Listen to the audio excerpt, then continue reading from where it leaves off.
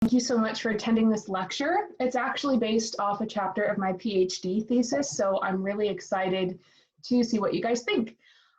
Before we begin, just a couple of things that at Erudite, that is my Twitter handle, so if you want to tweet at me or tag me and stuff or whatever, feel free to do that. And then also, if you hear or see cats running around or fighting, that's my cats, and sorry about them. I will try to have them not do that, but they're cats. So also finally, this presentation deals with dark themes. That includes colonial violence, some body horror, child death, and animal abuse. And the way that we're going to sort of notify you that those are coming up is by doing jazz hands, and to demonstrate that yes, this is the bad part now. And then I believe someone should say in the chat as well, so you can sort of move away from your computer or mute it or whatever. And we will do jazz hands and pop in the chat to say when that content warning time is finished. So let's begin. In this lecture, I will be looking specifically at the 1983 novel rather than either of the film adaptations. If you haven't read the novel or seen the films, that's okay. We're going to start here by giving you a pretty extensive rundown of the content and then also of the critical methods with which I'm going to analyze the text. As I said, the novel Pet Sematary was written in 1983 by Stephen King, and he originally wasn't going to publish it because he thought the subject matter was too dark. Yes, even for him. The story follows Lewis Creed, patriarch of the Creed family, which includes his wife, Rachel, kindergarten-age daughter, Ellie, toddler son, Gage, and a family cat named Church. Lewis has just moved his family across the United States from Chicago, Illinois, to the small town of Ludlow in Maine after accepting a job managing a university hospital. Their new country home would be idyllic if not for two things. First, the road that runs past their front yard, a road which is frequented by speeding Orinco semis or Orinco lorries, and which has spelled the end for many local pets. Second, the pet cemetery in the back of their acreage, behind which rests a foreboding deadfall that blocks the Creed's land from state-owned land. This state land, at the time of the novel, is under a legal dispute, with the Micmac tribe fighting to have it returned to their ownership.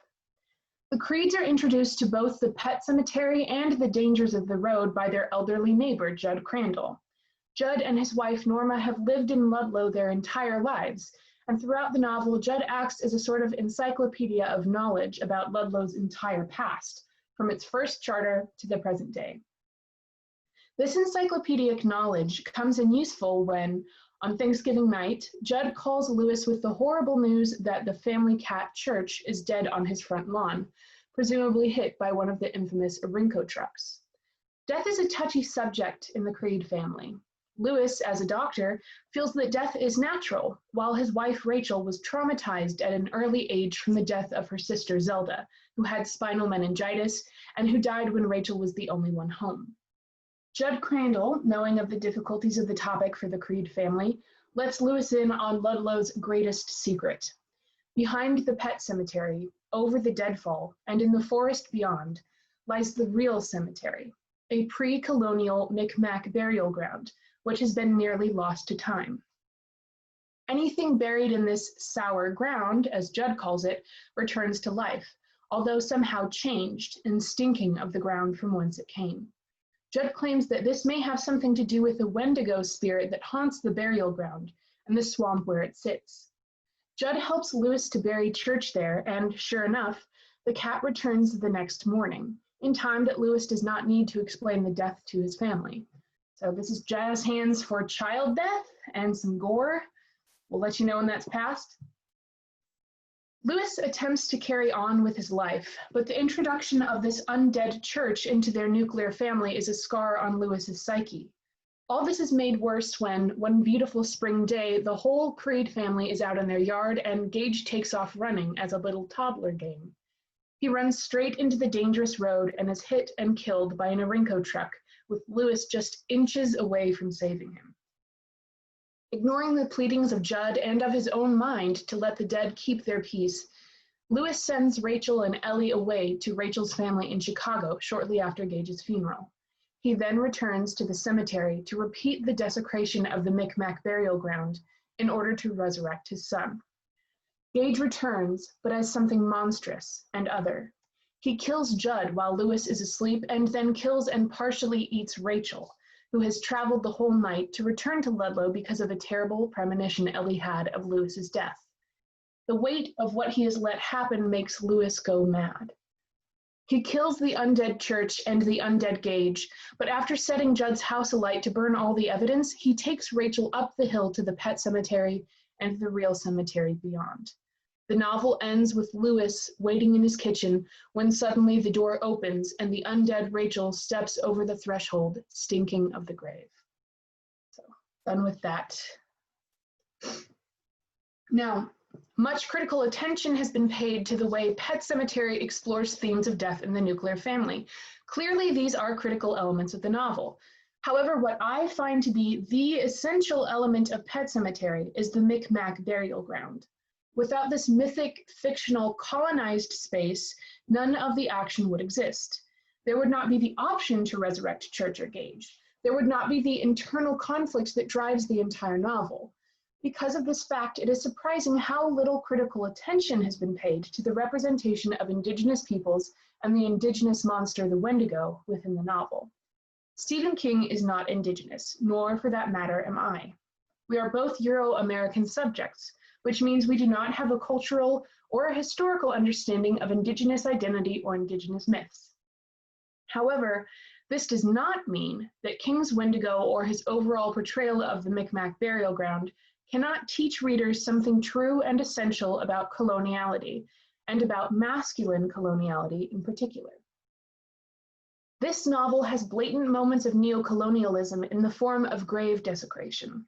The main character, Lewis, is also deeply preoccupied throughout the novel with performing a type of masculinity that can be traced to colonial values. His entire being and psyche is connected to coloniality. Thus, Pet Sematary is a kind of microcosm of the colonial brain. With this in mind, I argue that Pet Sematary highlights the colonial values inherent in a supposedly post-colonial society/world, and shows that shows the harmful effects that acting on these values creates. Yet while the novel begins to question the morality of these colonial values and actions, ultimately the characters, and even King himself, cannot quite escape from a harmful cycle of colonial rhetoric. In order to fully examine this thesis that Pet Sematary both confronts and repeats a colonial cycle, we first have to clarify some terms and critical traditions. The concepts that are key to understanding my reading of Pet Sematary are modernity/coloniality, colonial values, Cartesian subjecthood, postcoloniality, decoloniality, and American Imperial Gothic. These are all intertwined concepts and terms, so hopefully this will all be clear as I lay it out for you, but I'm also going to recap everything at the end. Modernity is the concept that humanity exists on a progressive trajectory that went from barbarism in ancient times to civilization in modern times. Modernity is contrasted with the primitive, and it is assumed that those further along this arbitrary line of progress are more modern than those who are not. If we also look at the values of the colonial mind, the modern is more valuable than the primitive because the primitive is on a lesser level than the modern. Both these terms, modernity and primitive, however, are defined by the colonizer. Therefore, rather than expressing a truism about mankind and its march to progress, modernity and primitivity rather serve as an apocryphal epistemology, an apocryphal way of knowing, with which to prop up the colonial state. In other words, the colonial state invents modernity as a reason to keep materially and physically exploiting those it deems lesser than itself. Another philosophical theory connected to colonialism is the concept of mind-body dualism. Perhaps you've heard the term, I think, therefore I am. This is Descartes' articulation of mind-body duality. The phrase comes from Descartes' Discourse on the Method of Rightly Conducting the Reason and Seeking the Truth in the Sciences, published in 1637, In this essay, Descartes secularized the soul-body duality popularized by Christianity, turning it into a mind-body duality. Furthermore, as you can see from the title of his work, Descartes draws a line between the value of the senses versus the value of the mind. The senses, Descartes argues, can deceive us. Therefore, our mind is the only true and objective thing with which to understand the world around us. Now, putting aside that this is highly circular logic that is mainly nonsense, Descartes' thesis that the senses lie and the mind is objective is important because of its popularity and because of its deep importance to colonial epistemology, colonial thinking and being. In order to be a modern or Cartesian subject, one must invest their identity in a colonial thought process that rejects anything connected to the body, because those are considered to be primitive qualities, not modern qualities. You may also note from the list on this slide that many of the things considered primitive are also associated with femininity, and many of the things considered modern are associated with masculinity. This is not a coincidence. Dividing the genders into distinct categories is also a modern/colonial value. In Pet Sematary, Louis Creedy expresses all of the masculine/colonial values at some point or another. He also begins to question these values, though to what extent this questioning is effective, I will leave for you to decide. Now, with that background in mind, let's fast forward to the 20th century. After World War II, many European colonial powers underwent a transition period in which they granted sovereignty and home rule to colonies, most notably in Africa and South America and island states. This move, of course, was a double-edged sword that we don't quite have the time to get into. Suffice it to say that while these countries were now fully sovereign on paper, behind the scenes, they are often manipulated and economically and politically controlled by their former colonizers. This new form of more insidious colonialism is referred to as Neo-Colonialism. Nevertheless, in the time period when Pet Sematary was written, it is important to note that there was an understanding in the Euro-American consciousness that colonization was, 1, overall bad, 2, a thing of the past, i.e. there was colonialism, now we are in a moment of post-colonialism.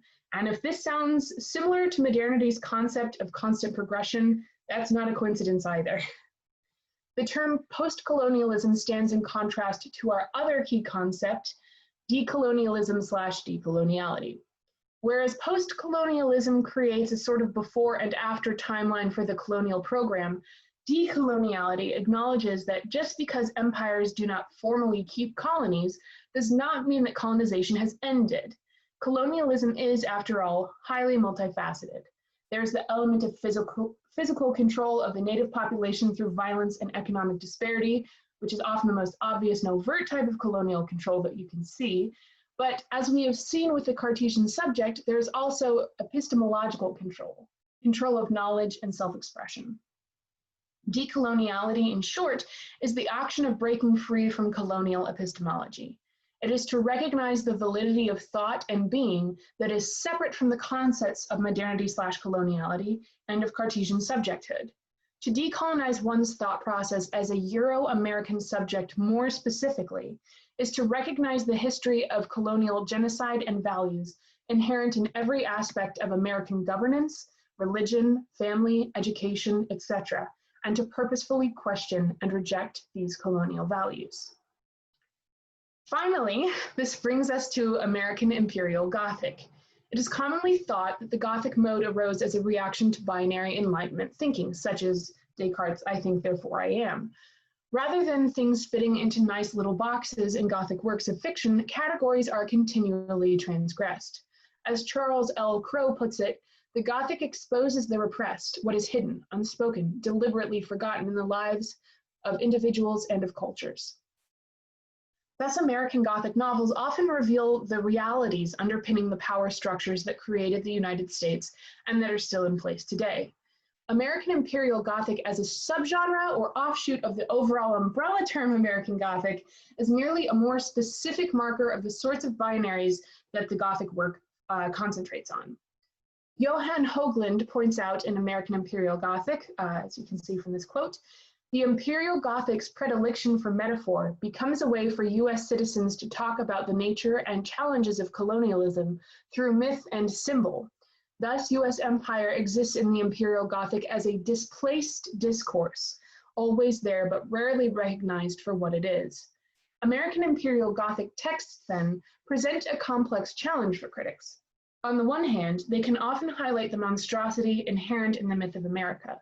On the other hand, using appropriated myths in order to interrogate contemporary racial politics is an indirect route to decolonial thinking, to put it mildly. So how does all this apply to Pet Sematary? Let's look at how King constructs Lewis Creed's narrative arc to demonstrate how Lewis begins as a Cartesian subject, but through confrontation with a colonial other, he loses faith in the supremacy of modernity and Cartesian values. King ties Lewis's entire value system to modernity and Cartesian subjecthood. We can see this through Lewis's rigid adherence to performing a stoic, rational, emotionless version of masculinity. Lewis continually forces his own idea of subjectivity and rationality upon others in order to convert them to his way of thinking. If the other person is not convinced, he tries to rationalize through the situation, as is the case with his fight with Rachel over the rationality of death. As he slept, he reflected on the last thing she had said and on the enormity of this difference of opinion. Because as a doctor, he knew that death was the most natural thing in the world. Zelda, he said aloud, Christ, that must have been bad for her. The question was, should he just let it ride, or should he try to do something about it? Lewis attributes his knowledge base to the sciences and his status as a doctor, which he prizes as objective, rather than Rachel's knowledge base, which is deeply connected to her personal relationship with death. In fact, Lewis sees Rachel's perspective as something to fix, to do something about, as if it's a disease. Further evidence of Lewis's rejection of feminine emotion is apparent in his interactions with Gage. Throughout the text, Lewis is afraid to show his son physical affection, particularly if there are others around. This phobia extends to other members of his family seeing these moments of tenderness, as you can see from these quotes. He went to his son, and because there was no one there to see him do it, not even Rachel, he kissed his fingers and then pressed them lightly and briefly to Gage's cheek through the bars of the crib. I love you, Gage, he said. It was between the two of them, and that was all right. Although Rachel is his wife, he feels that he must hide his connection to their son from her, as if without that barrier, he would lose some of his masculinity. As the novel continues, it becomes clear that Lewis's inability to connect himself to the world around him through emotional understanding is what leads to the massacre of his own family. Even more specifically, it is his fear of the potential for alternative representations of masculinity, which in his mind translates to a lack of control of masculinity, that causes him to cling so strongly to his own presentation.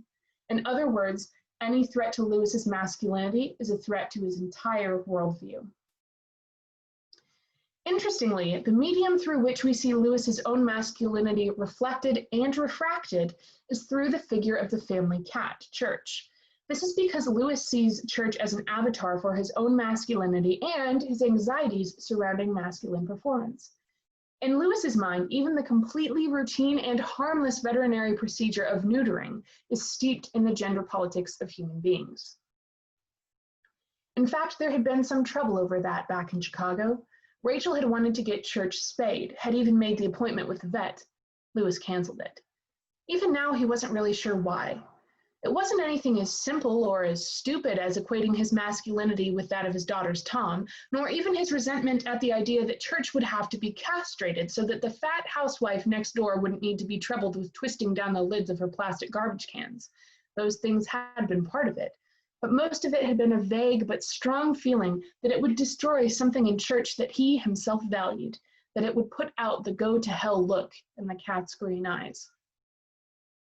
Although Lewis begins by denying that his own anxieties about his masculinity have anything to do with the issue of neutering Church, by the end of the paragraph, it is clear that Lewis does, in fact, project a sense of masculinity onto Church, that Lewis feels a vague but strong feeling that the neutering would destroy something in Church that he himself valued. What Lewis values in Church's projected masculinity is a sense of rugged individualism that go to hell look in his eye. And that is something that is also expected by the values of colonial masculinity. Lewis's sense that neutering is similar to human castration is compounded by his assertion that taking away his cat's sex organs is somehow submitting to a fat housewife neighbor. That was Edith. Thanks, Edith, for your input.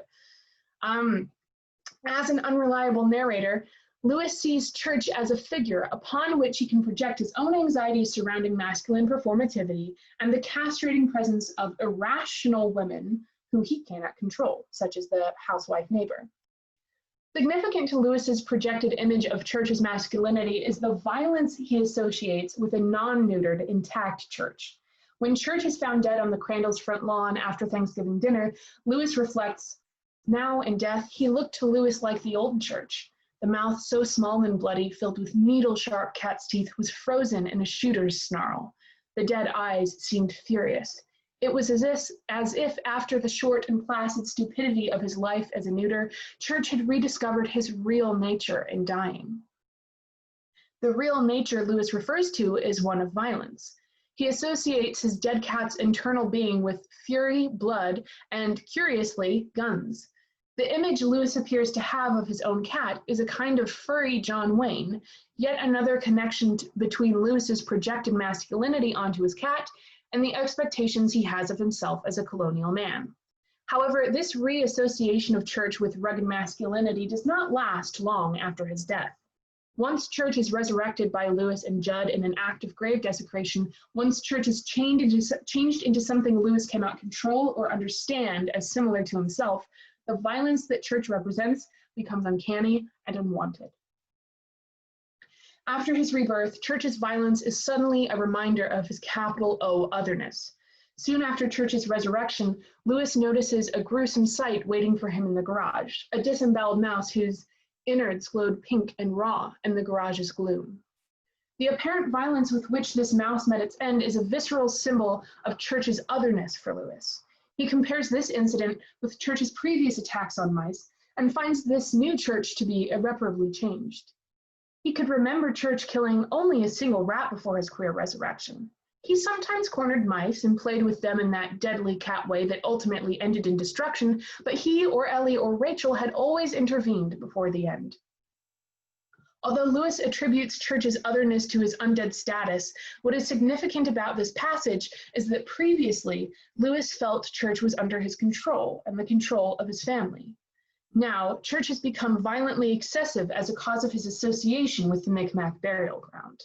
This is not to say that Lewis understands this himself. Lewis remains as unreliable as ever when self-reflection is required. Yet, the fact remains that Church's violence towards prey animals was previously seen by Lewis as normal or potentially even cute, whereas now his violence is an uncontrollable factor that reminds Lewis of his transgression against the boundaries of life and death. Initially and unsurprisingly, Lewis's relationship with the graveyard is also one of attempted control. Lewis certainly thinks of the resurrection of his son as a form of justice because his son died young and senselessly, i.e. irrationally, and in Lewis's mind, he therefore deserves a second shot at life. Despite being given many warnings from Judd and his own consciousness, Lewis continues to desecrate the Micmac burial ground to reap the brutal rewards for his colonial work. However, as the novel continues, Lewis begins to wrestle with his own guilt and culpability in relationship to the Micmac burial ground. This happens at the same time that his concept of his own masculinity begins to shatter because of Gage's death, something he cannot control however hard he tries. Once his colonial masculinity begins to unravel, the entire system that props it up follows. As demonstrated by Lewis's aversion to Church's otherness, the issue at the heart of King's novel is the total deconstruction of Lewis's epistemology, and nothing unravels Lewis's colonial mindset quite like the Wendigo. While the figure of the Wendigo in this text is not, as previously stated, authentically from Indigenous imagination, it nonetheless functions in the text as an ultimate other against which Lewis's own ideology and epistemology is pitted. What the novel depicts in its use of the Wendigo, then, is not the indigenous other wreaking havoc upon the colonial avatar, but rather the colonial avatar's imaginary construction of the indigenous other wreaking havoc upon the colonial avatar. Hoisted by its own petard, colonial masculinity haunts itself with its abject fear of an imaginary other. Kevin Coleman's assertion on this slide here that masculinities are refracted when they encounter the medium of a new cultural context may be tweaked for the purposes of examining Pet Sematary to say that masculinities are refracted when they encounter the dark other of the masculine imagination. This is jazz hands for body horror and really bad colonialism. Yes, even worse than all the stuff we've been talking about. So, the depiction of the Wendigo itself is a perfect example of the indigenous monster as imagined by a hegemonic colonial masculine subject.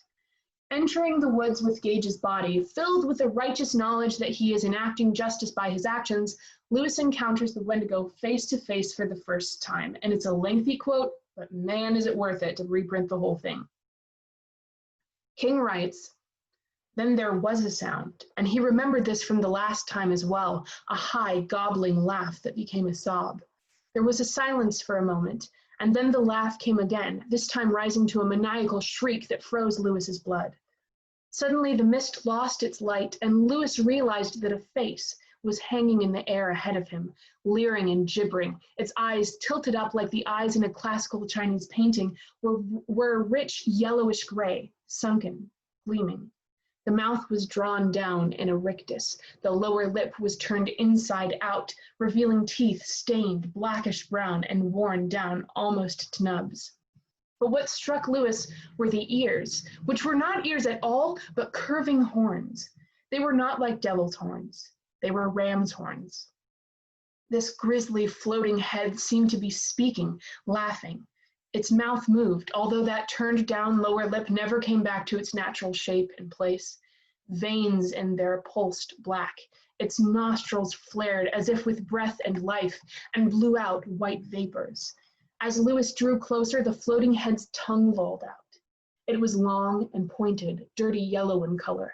It was coated with peeling scales, and as Lewis watched, one of these flipped up and over like a manhole cover, and a white worm oozed out. The tongue's tip skittered lazily on the air somewhere below where its Adam's apple should have been. It was laughing. King's Wendigo is a grotesque carnival of colonial imagery. Before the Wendigo is even seen, Lewis hears its terrible, incomprehensible voice, a voice that nearly simultaneously laughs, cries, and shrieks. For someone so afraid of high emotion as Lewis, no doubt this rapid cycle through many different high emotions is terrifying. The actual visage of King's Wendigo is even more horrible than its voice, so horrible, in fact, that Lewis cannot actually comprehend or describe its features accurately. The appendages, which he calls ears, are immediately seen to be not ears at all, but curving horns, and the horns are not like devil's horns, they were ram's horns. For Lewis, the Wendigo's features are more readily describable by what they are not than by what they are. This sort of inverted description serves to underline the otherness of King's Wendigo. However, it does not invert the power structure of who is speaking and voicing the significance and horror of this indigenous monster. Lewis may have temporarily lost the mastery over the language while attempting to describe the Wendigo, but this Wendigo, in his imagination, is an orgy of colonial tropes. This Wendigo appears to Lewis most predominantly as an indigenous cannibal. The mouth, which smiles in a rictus grin of death, reveals teeth stained blackish brown and worn down almost to nubs. The entire mouth, then, is associated with death and an excessive appetite of the other. The scaled tongue, which skitters like an animal and reveals a worm actually living inside of it, reinforces this oral grave symbolism and makes even more monstrous the implied act of eating. Even as this mouth eats, it is itself eaten by the worm inside of it. Jazz hands for the worst of the coloniality and definitely the body horror. What cannot be denied about this passage is its blatant appeals to racial stereotypes made horrific and threatening to the white colonizing male. When Lewis looks at the face of King's Wendigo, a monster with the name of an indigenous cultural artifact but no actual foundation in indigenous being, he sees a mishmash of the horrific creation of the other. He sees a fictional colonial boogeyman set upon him by his own mindless devotion to colonial masculinity, his inability to accept the cycle of life and death as it applies to all things, his inability to find comfort in the act of grief, his inability to understand the crime of grave desecration as a crime and as an act of neocolonialism. What Lewis is afraid of is a creature made entirely of his own colonial making. In the third act of the novel, Lewis visits the modern graveyard in which his son is buried, armed with the tools to dig up the grave and break Gage out, in his words. Having climbed the graveyard fence, Lewis waits for a safe moment to begin moving his tools from the spot where they fell next to the fence into the graveyard proper. As he waits, he is met with a sight that becomes uncanny. A couple walks down the street towards an apartment and shares an embrace under the street lamp, and the juxtaposition of their situation compared to Lewis's own prompts a sudden revelation. Watching them, Lewis felt a kind of sick wonder and self-loathing. Is the line so thin then, he wondered, and that thought also had a ring of familiarity. So thin that you can simply step over it with this little fuss, muss, and bother? The line Lewis refers to here is the imaginary line that modernity erects between civilized and savage, between sanity and insanity. The line, he begins to realize, is a construction. Its thinness is testament to the thin logic of duality. Sanity and insanity, barbarism and civilization are not truisms, but constructs. When Lewis sees the couple kissing, he recognizes their love as a safe performance of affection, and that in turn makes him realize just how far his current performance is from his current situation. Most importantly, he also begins to realize that there is no inherent difference between himself, a colonial masculine man, and the other, who he has previously seen as barbaric. The line is so thin that it is barely there at all. To cross it and to become the other is easy and often actually appears rational to the Cartesian subject's mind. However, rather than being comforted by this realization, Lewis begins to lose even more his tether to reality. King writes, he crammed his fist against his mouth to stop some sound from coming out, and felt for that interior coldness, that sense of disconnection. It was there, and Lewis drew it gratefully around him. Rather than giving into this realization and letting it color his understanding of his own subjectivity, Lewis retreats into a cold Cartesian, quote-unquote, objectivity that he finds protective. Once set in motion, however, this realization cannot be undone. The unraveling of masculinity and the civilized-savage binary leads to a growing understanding that, in fact, Lewis has earned his downfall through his actions. The colonial understanding of ownership is the medium through which Lewis processes and questions his guilt, with this repeated motif of what you buy is what you own, and what you own always comes home to you. The ownership this maxim refers to is of a psychic variety, where ownership is equal to culpability. Framing the physical space of the Micmac burial ground as a psychically owned space does mythologize the act of colonization, which Hoagland describes as a function of the Imperial Gothic. However, this framing of owning the land also invites the concept of responsibility. It invites the tiniest glimmer of understanding of the consequences of Lewis's actions in regard to the Micmac burial ground. The depth of Lewis's understanding is, however, shaky, despite the fact that Lewis repeatedly and consciously makes the decision to desecrate the Micmac burial ground. It is not until he realizes that his wife may have been hurt from his actions that the full weight of his culpability dawns on Lewis. He speaks on the phone with his father-in-law and realizes that Rachel, who he sent away in order to enact his resurrection plot, has returned unexpectedly to their home, and that the undead Gage has stolen his scalpel and is nowhere to be found. Before Lewis actually speaks to his father-in-law and has confirmation that Rachel arrived in the night, he is struck with a terrible premonition as he looks at the phone. Feeling slow and stupid, a sucker in some game which he was only now realizing he did not understand in the least. Compared to the bravado Lewis felt when resurrecting his son, Lewis's dawning understanding underscores the importance of the revelation that follows. Before the worst is confirmed, Lewis feels like somehow he has been cheated, a sucker in some game, as he puts it, indicating that he indeed feels guilt, but more the guilt of one who has not been as clever as they think they are. The next revelation, when he actually speaks to his father-in-law, confirms the depth of his guilt. He imagines it as a leash, binding him to the transgression of desecrating the Micmac burial ground. King writes, he understood everything.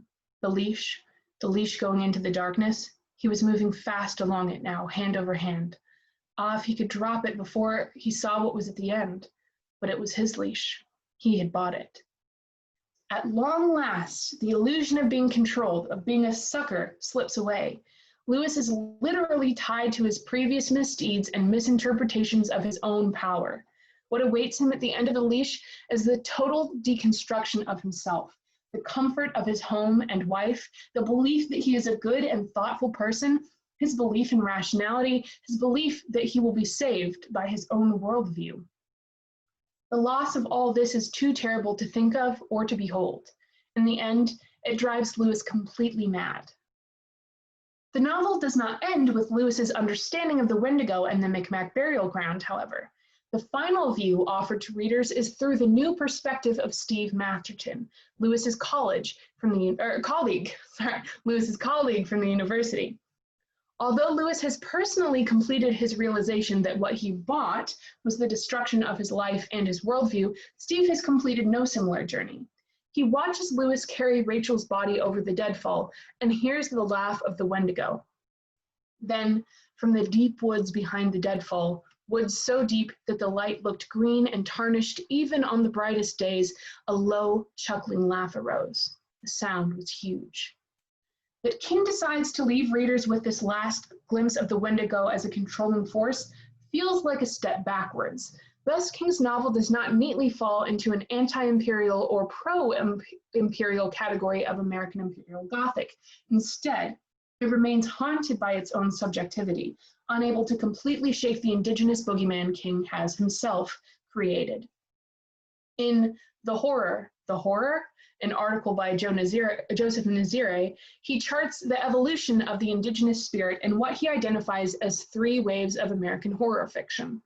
He writes, the struggle by which present living Euro-American landowners fend off dead former owners is not only a leitmotif of the horror genre, but a chance for white America to wrestle with, exorcise its own demons of guilt. Certainly King's novel, which cannot entirely exorcise the fictional Wendigo, falls into the pattern Nazire describes. However, I cannot help but believe that Pet Sematary does, on some level, understand the dire consequence of colonialism. Lewis does repeatedly demonstrate his own agency in his own actions, and these actions ultimately lead to the violent deaths of nearly all his loved ones. This is not a story of white triumph, but of madness and ruin. Additionally, as I have shown, the novel is written by an author with a Euro-American masculine epistemology. Therefore, the Wendigo King conjures cannot be read as separate from the Euro-American epistemology of the characters of the novel. To read the Wendigo as separate from colonial epistemology would be to assert that King has an ability to write authentic indigenous monsters when he has no connection to the Micmac people other than living on their colonized land. The entire world of Pet Sematary exists in a colonial myth. It is not surprising, then, that King finds such difficulty leaving the myth in tatters.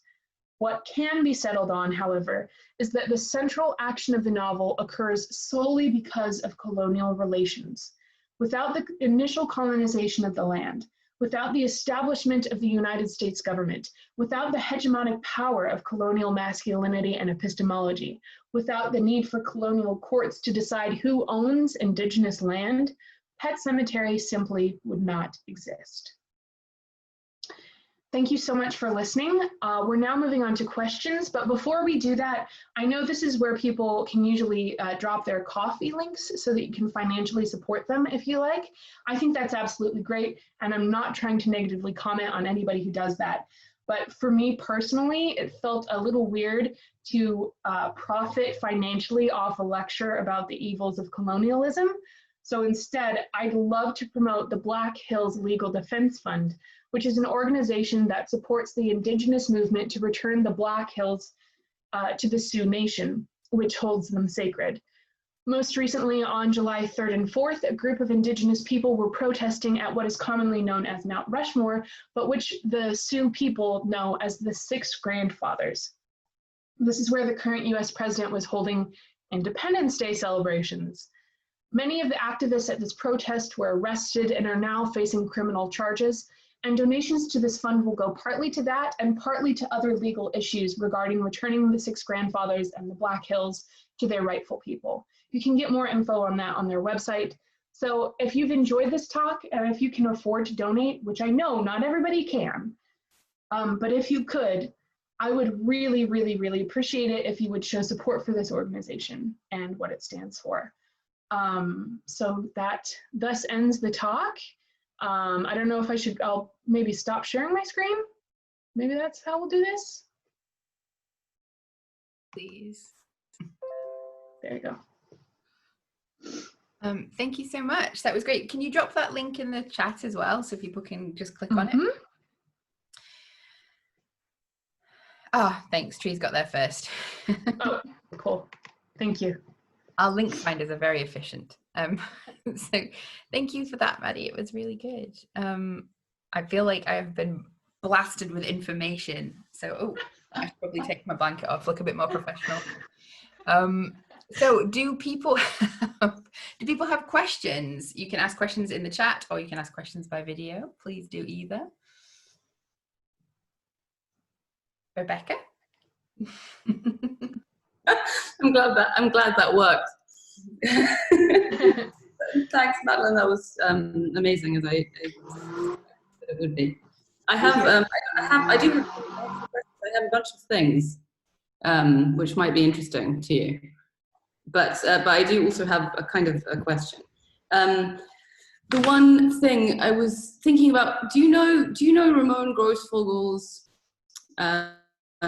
paper on decoloniality versus postcoloniality? I can send it to you. I think it will be helpful to you because it is basically what he is doing is kind of showing how all of those categories that you're talking about, well, particularly you're talking about masculinity, how categories of race and gender and also like nature and sexuality are all derived from the same post-Enlightenment Eurocentric epistemology. So like really allow you to kind of tie tie your discussion of coloniality and masculinity together. Beautiful. I'll send it to you. And then the other. So hold on. Just let me go through the thoughts first, and then I'll ask you my question. The other thing that I thought of when you were speaking was, do you know the it's the sort of Fanonian concept of the boomerang effect? So the way I've heard of it, but I haven't. It's been like mentioned in the stuff that I read, but I haven't read anything directly on it. I think it describes really accurately what you're discussing as kind of the haunting of, he's haunted by his own masculinity, the way that sort of colonial masculinity that you're discussing kind of drives itself to its own end. It kind of produces its own downfall. Yeah. Oh, good. I was like, I can't be the only person who talks about No. So that is essentially the idea of the boomerang effect, is that colonial ideology creates its own end, its own dangers or sort of whatever risk.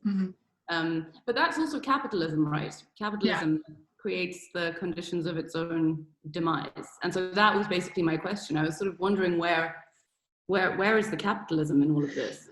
Because just super quickly, because coloniality and modernity, it is capitalism. That's Yeah. what it is. Yeah. It's coloniality is capitalism. It's the amalgamation of Eurocentric epistemology and a capitalist mode of production. Mm-hmm. Mm-hmm. So yes, so that's my kind of key question, because it seems kind of hugely suggestive. Yes. Yeah, no, totally. I find that some of the articles that talk about the nuclear family in this, they start to touch upon it, and it's never really gone into in a way that I feel super satisfying. They're kind of like, oh, it's the Reagan era, and like Reagan sucked, and like I 1000% agree with that. But yeah, it's the sort of, you can see the capitalism in like in the structure of the nuclear family as well, right? And this sort of ideal of, they have the house with the white picket fence, and she is a stay-at-home mom, and she has her own office, but like, what does she do? It's never sort of mentioned, and it's kind of like, in some ways, the capitalism in there is there in the things that are not talked about, in the sort of like, they never really have to struggle financially. Like, they talk about financial struggles very briefly, but Lewis buys like a $2,000 Tiffany necklace for Rachel for Christmas, and she's like, oh, Lewis, we can't afford this. And he's like, oh, I've been saving for a year, and you know, all this. And like, shut up, you can't afford this. He's like, he has a stable job and clearly disposable income. Huh? When is it set? What's the exact, I can't remember. What's the exact, what time, when is it set? It's, the 1980s. It's set, like, it was written in 83, so it's set basically in 83. In the early 80s. Yeah. So we are kind of dealing with peak neoliberalism then. That's exactly, the moment at which everything was possible and purchasable. Yeah. And also the dispute about land, the kind of state dispute about land is interesting. And then the last thing I was going to say, which kind of relates to what you were saying, I'm wondering about also the concept of, I mean, basically what he's doing is he's using indigenous knowledge or an indigenous cosmology as a resource. So there is an extraction narrative going on. So which I think is also something you should think about in terms of, or would be interesting to think about in terms of how the narrative is registering or encoding capitalism as the coloniality of power. I think that would be interesting. Anyway, yes, I thought it was great. I hope some of that is interesting and helpful. Thank you. And I will, if I don't remember to send you the things, just email me. And I will remember. Okay. Thank you. Does anyone else have any other questions as well? I have a question. Yeah. First of all, thank you, Maddie. I really, really enjoyed that. Mine might be slightly out of the scope, because I was kind of just wondering, because it is about masculinity, but how some of the female characters fit into this. I mean, one of the reasons I was thinking is because at the very end, you know, one of those kind of typical Stephen King endings where everything builds slowly and then bam, at the end, everything happens. Yeah. I'm thinking about the fact that before Gage kills Judd, Norma's voice comes out as wife. The fact that the first appearance to Rachel is, of course, Zelda, and then the fact that the final word is Rachel's darling. I'm just kind of interested in the idea that whatever, you know, the Wendigo, the power, whatever it is, seems to be kind of using these females against the characters before it kills them. I didn't know if this was significant or how that kind of worked into it, if it does. Yeah, no, it totally does. So one of the interesting things that I think reinforces this, my thesis, that this is like an entirely colonial epistemology that King is writing from, is that the women in the novel are very, very connected to the supernatural. Not just through like, you know, Rachel seeing Zelda or whatever, but Ellie has like what is often referred to in King studies as the shining, right? She has the ability to like talk with the dead, to see things that are gonna happen. She predicts, I believe she predicts Gage's death as well as Lewis's, which you don't know for sure if that happens, but I mean, you know, how does it not? But yeah, so it's interesting that they're very, very connected. And then Rachel kind of immediately believes that Ellie is having premonitions from Pascal, the college student who died on Lewis's first day at work, and who is the first one. I didn't have time to even talk about Pascal. Or Judd or anything like this, but it is, yeah, it all kind of reinforces my sort of thinking that this is a very like colonial epistemology where the women are connected to the supernatural and things like that. And I think that that is something that the Wendigo uses against people, right? As you say, with Norma, you know, being the voice that comes out and sort of, she says before Gage kills Judd, kind of like explicit warning, I guess, warning jazz hands for explicitness, but she essentially out of Gage's mouth says like, I slept with all your friends and I was a whore and I loved it, ha ha ha ha.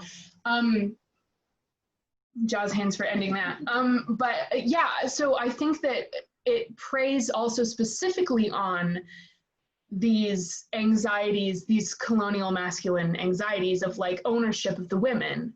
And it haunts Judd in some ways because Judd talks about how like he used to go to a brothel in Portland or something like that, which is, I don't know, an interesting concept to me, a brothel in Portland. But yeah, so yeah, I don't know. Does that answer your question? Yes, it does. No, that's fantastic. Thank you. I don't know if you can see, there's a question in the chat, Maddie, from Amanda. From Amanda, yeah. Out of curiosity, did you feel like King wrote Lewis as a way to critique unhealthy attitudes to masculinity, or do you think it ended up reflecting that attitude without the self-awareness? Yeah, that's the question, isn't it? And I'll get to your second, I see the second question there as well.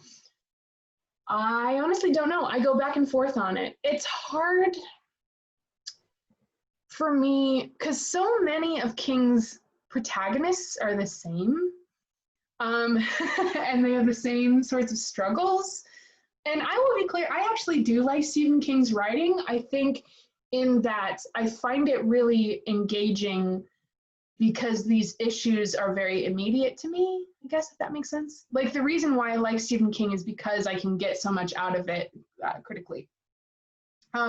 So anyway, yeah, I think that's actually maybe one of the strengths of his writings, and I think it might be an unintentional strength that you can't quite tell where he sits. Is he doing this on purpose, or is he doing this on purpose to critique coloniality and masculinity, or is he doing it because it's scary? Those two things aren't mutually exclusive. So yeah, I don't know. I'm sorry. I don't have a satisfying, the good news is I don't have a satisfying answer for you, which means hopefully I'll be talking about this long enough that I can talk about it my whole career.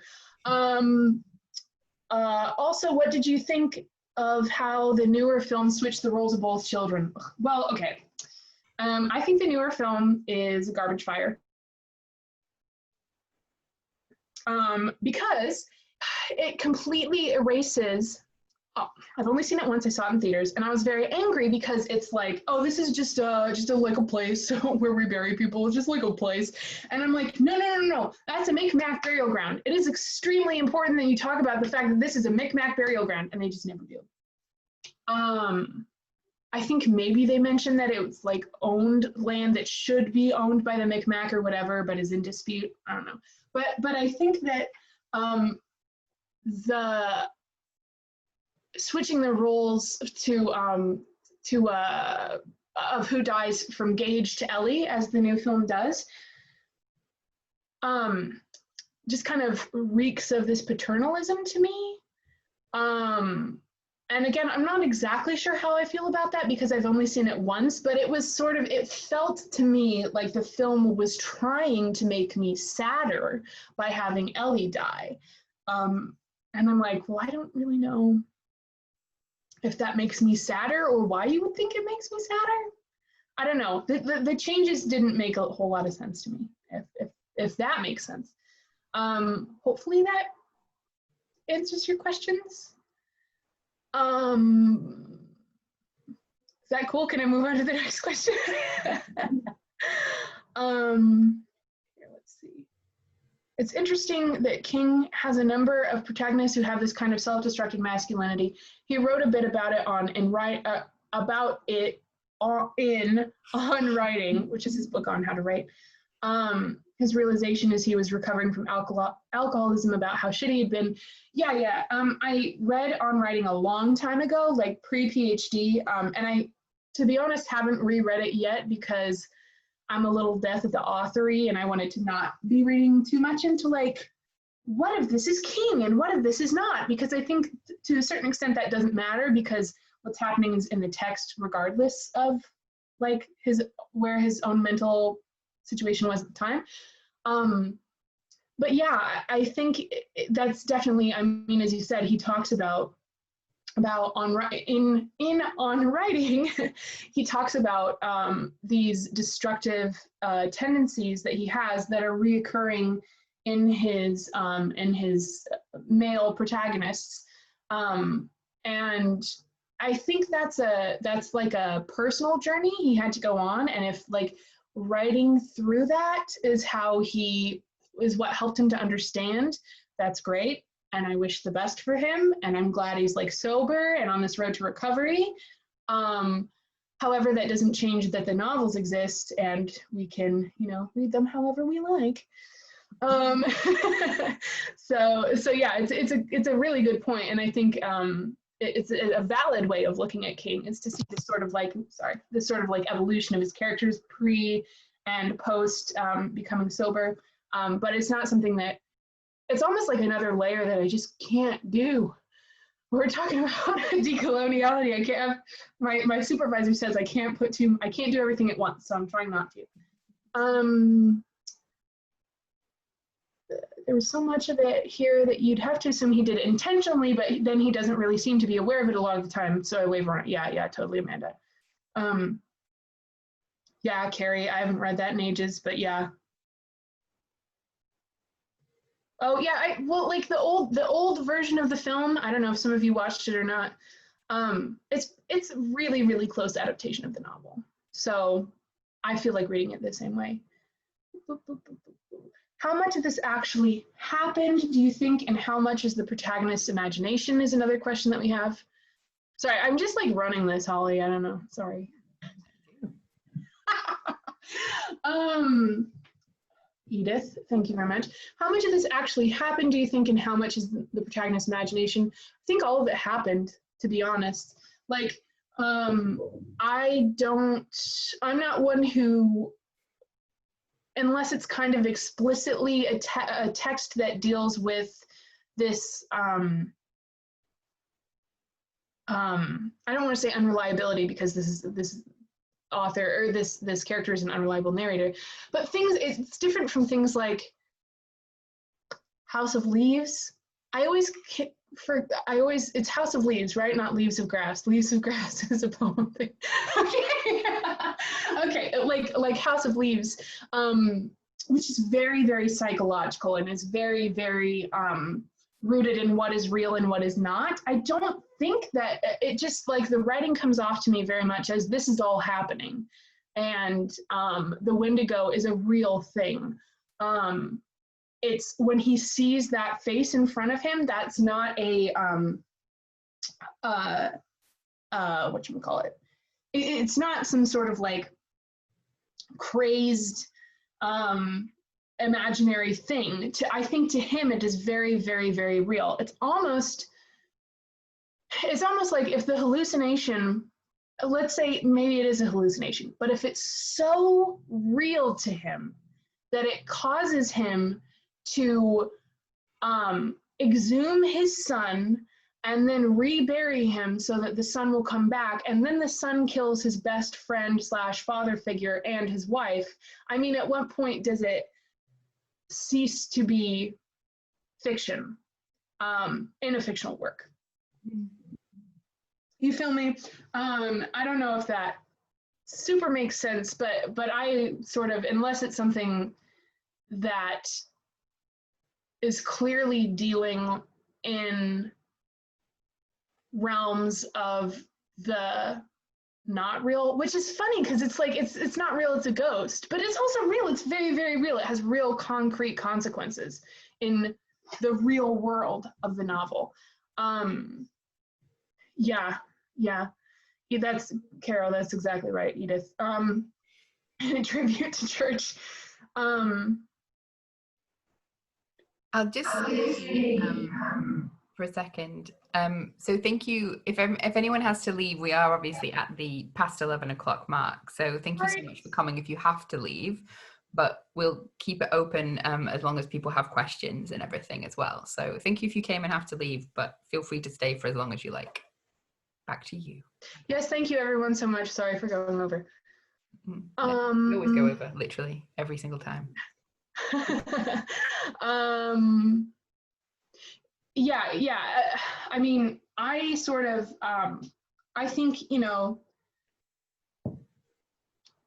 questioning if the things are real or not, perhaps I'm wrong, but that I think tends to be in a psychoanalysis sort of vein of critical theory, which is a fine way. Clearly there's been many psychoanalytical readings of King and other Gothic works, but I'm sort of more interested in the concrete aspect of what's happening and that you can see echoed in the real world that you can't just see according to these characters, if that makes sense. I don't know, not to, I don't know. Yeah, it's not a whole lot of it was in your head's stuff, even in things like The Shining. Yeah, things like that. I may be way off, but it strikes me as interesting. The cat is named Church, and the church played a major role in colonialism. Yeah. Exactly. As subtle as a brick to the face. Also, he's named after Winston Churchill, which, I'll be honest, I don't know a whole lot about that. I'm just now, from the whole statue thing, learning he wasn't a great dude. I mean, I didn't know anything. I mean, I wasn't like, yeah, Churchill before. I literally knew nothing. I was like Prime Minister during World War II. That's it.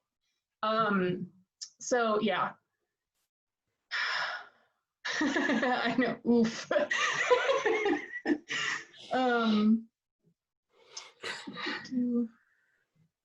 Are there other questions? It's an interesting choice by Stephen King to choose Winston Churchill, and kind of which version of Churchill, like whether the Churchill of the popular imaginary or whether the Churchill of actual historical reality was sort of his.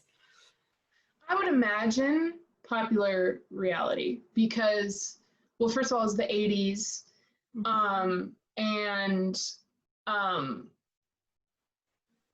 I mean, I think if I in 2000 was like, I don't know who Winston Churchill, maybe that's me comparing myself to King too much, but I think maybe it kind of strikes me that he wasn't super bothered to learn about the reality of Winston Churchill, but I could be wrong. I could very well be wrong.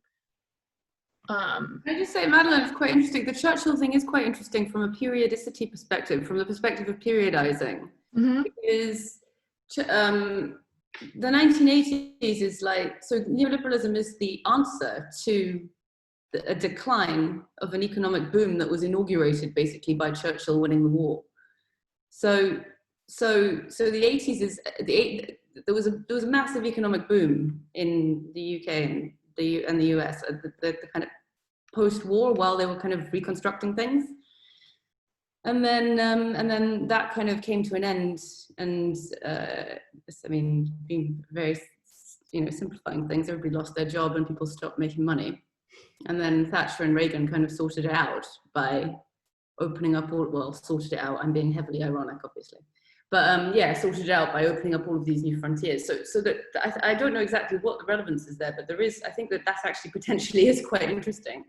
Something to do with the resurrection or the haunt, or some kind of haunting kind of, I think that, maybe do think about that. Yeah, I hadn't even thought of that from like an economic perspective, but yeah, as soon as you said that, I was like, oh yeah, I like wrote an essay on Keynesian economics and Sarah Waters. So yes, yeah. Exactly that. That's exactly the right kind of, yeah, yes. Yeah, amazing. Thank you so much. Any more questions from people? Or also, of course, if you're still sort of filtering through all of the information, then I'll just say this and then we can reply to Linda.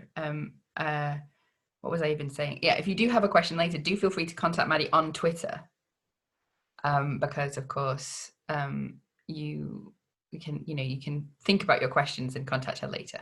There you go. Yes. Yeah. I don't know if you see the point in the chat, Rebecca and Maddie. I'm not. Yeah, I think that's what you're saying though, Rebecca. Yeah. Because Keynesian and then Churchill and then yeah. Yeah. So I don't know this bit. It's very modern for me. Yeah, Holly or Sam and I are incredibly disparate in our in our fields of focus, but it's been really nice. Yeah, and yet we came together over something. I can't remember. Remember what it was. The Twilight, the readings of Twilight. Holly did dramatic readings of the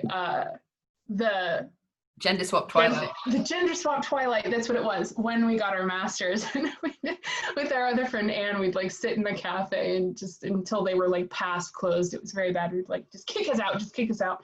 And she did dramatic readings of Edith. Her name is Edith, and Bo. My cat is not named after the female version of Edward Cullen. I hadn't even thought of that, and now it's basically my headcanon for why she's got that name.